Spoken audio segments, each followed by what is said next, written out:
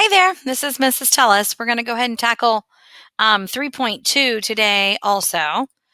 So 3.2 is talking about linear versus nonlinear, and then also discrete versus continuous. So this is section 3.2. So when we're done, you'll do the big ideas assignment in 3.2 as well. All right, so we talked about independent and dependent, in the last video. So independent is another word for domain. It's the x variable, the input, the input. Okay, and the dependent is another word for range, the output, the y variable. Okay, those are the ones I can think of off the top of my head. So if we would write the slope-intercept form,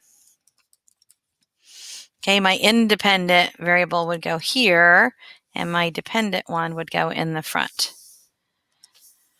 All right, so you can see that a lot of these are lines, and then there's other stuff. So linear means line, so that's a line. That's not a line, it's nonlinear. That's not a line because it curves down here, so it's nonlinear. That's a line, that's a line, that's a line.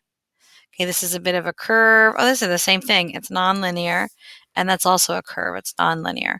Linear means line. Anything other than a straight line is nonlinear. So it has to be a straight line.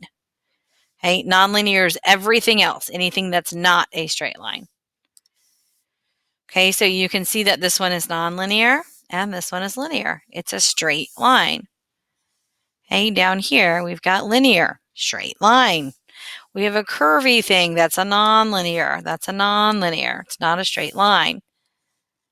Okay, nonlinear, nonlinear, linear. Only straight lines are linear. Okay, so if the slope is constant, it is linear. And if the slope is varying, it's nonlinear. All right, so we can look at tables and decide as well. So when I do slope, I do change in y over change in x. So I look at my y. See that each time it's falling by 6 or minus 6 for each. So top number is negative 6. And bottom number, each time it's adding or going up by 3. So my slope is negative 2 over 1. This is a linear table. Okay, it has a constant rate of change. Okay, same thing down here. If I look, I can already see that's not looking very linear. That's add 7, that's add 11, and that's add 15. So probably not, but let's look up here just to make sure. So that's plus 2, plus 2, plus 2. No, this is nonlinear. I can tell because these numbers are not constant, but these are. Okay, so let's do another one. I've got some under here. Oh, those are solutions. All right, and then down here, I've got some tables that go up and down rather than sideways. So here, change in y over change in x, I'd start over here. So that's add 16, add 33, and add 51. I'm thinking not linear, but let's make sure. This is all add 3. Actually, that's add 4, that's add 3, and that's add 3. So no, this is not linear. I mean, the fractions, the first fraction would be 16 over 4, the second 33 over 3, and the third 51 over 3. None of those are equivalent. That's nonlinear. Okay, on this middle one, I'm adding 2 on the y. And over here, it looks like I'm adding 4, so my slope is 1/2. This is linear. And then on this one, I'm adding plus 4, plus 4, plus 8. So I was close. And then plus 2, plus 1, plus 1. So that's 4 over 2, 4 over 1, and 8 over 1. No, this is nonlinear. Okay, so that one looked a little linear, but it's not. Definitely not. Okay, let's keep going. Okay, identifying a linear equation using equations. Well, you know about slope-intercept form, y equals mx plus b. So if we can make it look like that, then it's probably linear. So let's see. Well, that is in slope-intercept form. Both of the exponents are 1. You notice that? Okay, y equals mx plus b. So this is linear. The b here would be 0. So this one's linear. Notice this little 2 exponent. That makes that nonlinear. Okay, nonlinear. Same thing here. This is nonlinear because of the 2 exponent. Okay, y equals 3.8. That's a horizontal line, flat on 3.8, so it's linear. Okay, because I could write it as y equals 0x plus 3.8. The square root of the square root is the same thing as y equals x to the 1/2. That's nonlinear. And this is exponential. Okay, the x is in the exponent. It's not allowed to be up there to be linear. And this one is also nonlinear. The reason is because if we move that to the top, it becomes unhappy. 2 to the x, because I moved it up top, to the -1. Anything that has an exponent other than 1 up there is not linear. It's something else. Okay? All right. All right. The only other thing here I have is discrete and continuous. You should probably go ahead and write this down. So if you could press pause and write it down. So it says a set of input values that consist only of certain numbers in an interval, and a set of input values that consist of all numbers in the interval. So you'll see what I mean by the picture here in a minute. Go ahead and write that down real quick. So I've got some pictures here. Discrete would be just the dots, not the in-betweens being part of the solution. So the dots here show that it's discrete. The solutions are 1, 2, 3, 4, and 5. Okay, not the decimals between them or the fractions between. And you can see it down here also. You can see how the dots are separated, where you've got 6, 0, you've got 5, 1. There are specific dots in this, not in between. What's in between is not part of the solution. We could keep going naming the dots.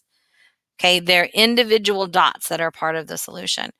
But over here on the continuous side, you can see everything between 1 and 5. So a 1 and a 5 with an x in the middle, including them, would look like this. It's all the decimals in between. It's not just the dots on the main ticks, it's all of them. This is continuous. And same thing here.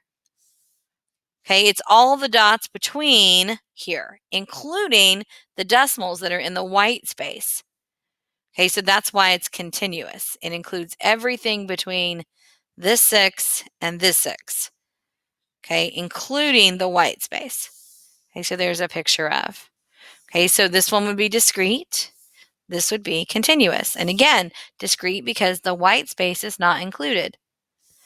Continuous between all of it, between the two end solutions are the answer. Okay, a linear function m equals 55 minus 8.5b represents the amount m in dollars of money that you have after buying B books. Find the domain of the function. Is it discrete or continuous? Okay, so the domain is the x. So we're looking for the x, which would be this B. So domain is the books. Okay, so we're not plugging. We don't have a number to put in for that. But if we think about it as books and we think about plugging numbers for books in for B.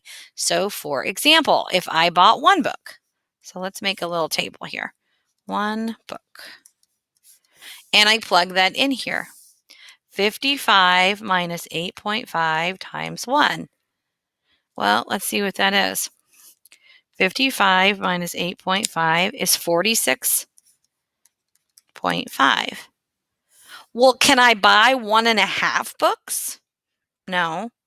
You can't buy 1 3/4 books. That doesn't make sense. And the bookstore lady would look at you like you were crazy. But you could buy 2 books. So 55 minus 8.5 times 2. Well, let's put that in here. That'd be 38. Okay, can I buy 2.5 books? Can I buy 3 books? Yeah. So if I change that 2 to a 3, Looks like I have $29.50 left. Okay, so 55 must be what I'm starting with, and each of the books are 8.5 cents each. Okay, so this is discrete. It's discrete because you can't buy 1.5 books. You have to buy full amounts of books. 1, 2, 3, 4, 5. I can't buy 1.25 books or 1.75 books. It doesn't make sense. This is a discrete. X, or the domain, or the independent, the books, it's discrete because you can't buy in between 1 and 2 books. Okay, so again, your assignment is in Big Ideas. Go ahead and give that a try and see what you come up with. Make sure you submit your work on Canvas.